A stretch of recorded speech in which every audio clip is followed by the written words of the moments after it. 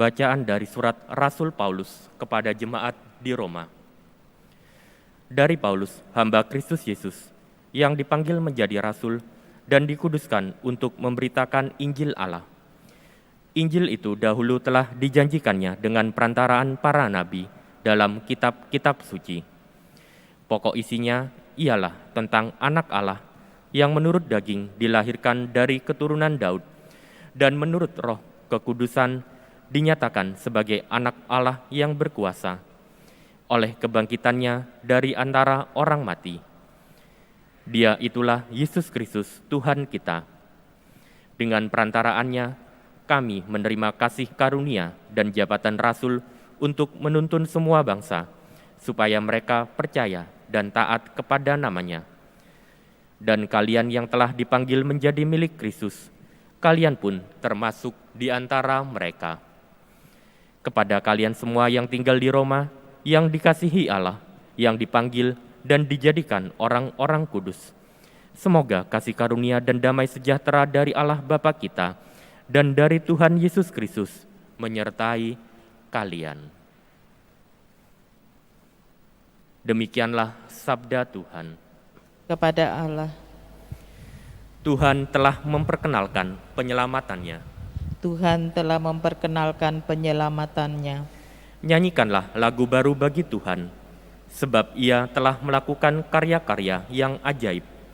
Keselamatan telah dikerjakan oleh tangan kanannya, oleh lengannya yang kudus. Tuhan telah memperkenalkan penyelamatannya. Tuhan telah memperkenalkan keselamatan yang datang daripadanya, telah menyatakan keadilannya di hadapan para bangsa. Ia ingat akan kasih dan kesetiaannya terhadap kaum Israel. Tuhan telah memperkenalkan penyelamatannya. Segala ujung bumi telah melihat keselamatan yang datang dari Allah kita. Bersorak-sorailah bagi Tuhan, hai seluruh bumi. Bergembiralah dan bermasmurlah. Tuhan telah memperkenalkan penyelamatannya. Haleluya, haleluya, haleluya, haleluya, haleluya, haleluya. Haleluya, haleluya, haleluya, haleluya, haleluya, haleluya. Hari ini dengarkanlah suara Tuhan dan janganlah bertegar hati. Haleluya, haleluya, haleluya, haleluya, haleluya, haleluya. Tuhan bersamamu. Dan bersama rohmu, Inilah Injil suci menurut Lukas. dimuliakanlah Tuhan.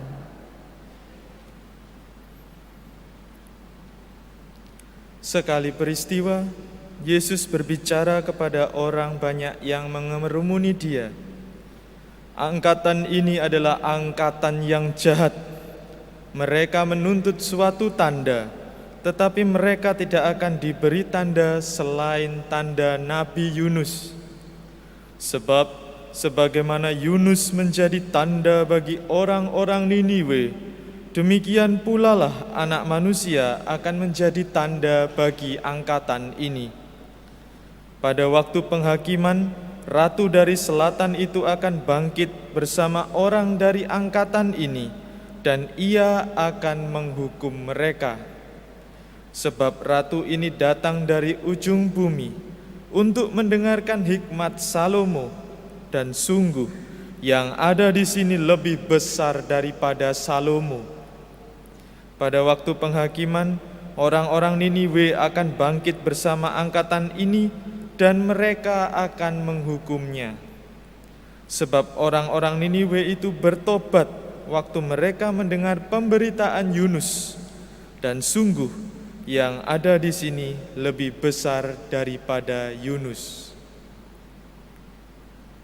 Demikianlah sabda Tuhan. Terpujilah Kristus.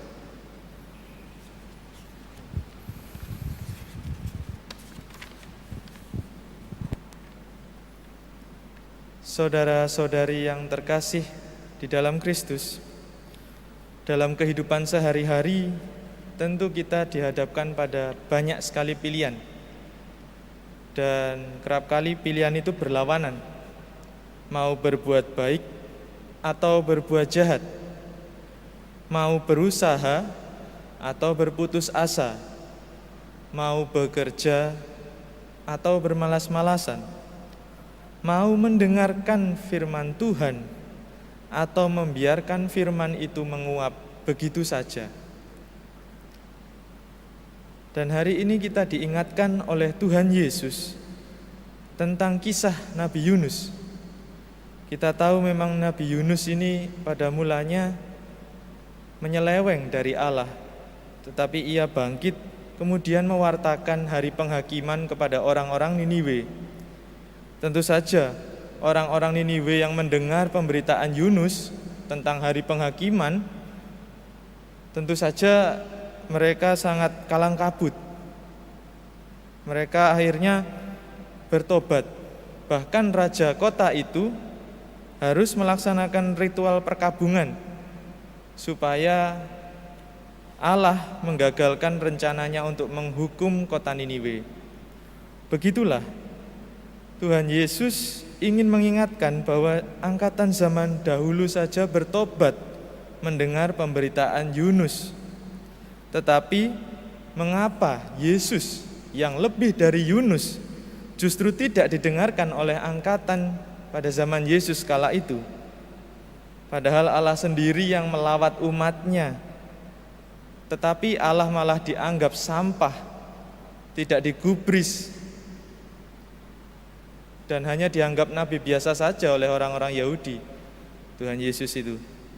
Nah, saudara-saudari terkasih, kadangkala juga kita berlaku seperti angkatan pada zaman Yesus itu. Orang-orang pada zaman Yesus, kita seperti berdiri di antara dua rel. Di satu sisi kita mengikuti Tuhan Yesus, tetapi di sisi lain kita juga sekaligus melupakan Tuhan Yesus. Baik itu ketika kita beraktivitas, ketika kita bekerja atau bersenang-senang, kadang kita melupakan Tuhan Yesus. Apalagi ketika kita melakukan dosa dan dosa itu nikmat, menyenangkan, maka kita akan mudah lupa dengan Tuhan Yesus. Padahal hidup kita ini setiap hari, setiap detik, setiap menit, setiap waktu selalu menyatu dengan Tuhan Yesus.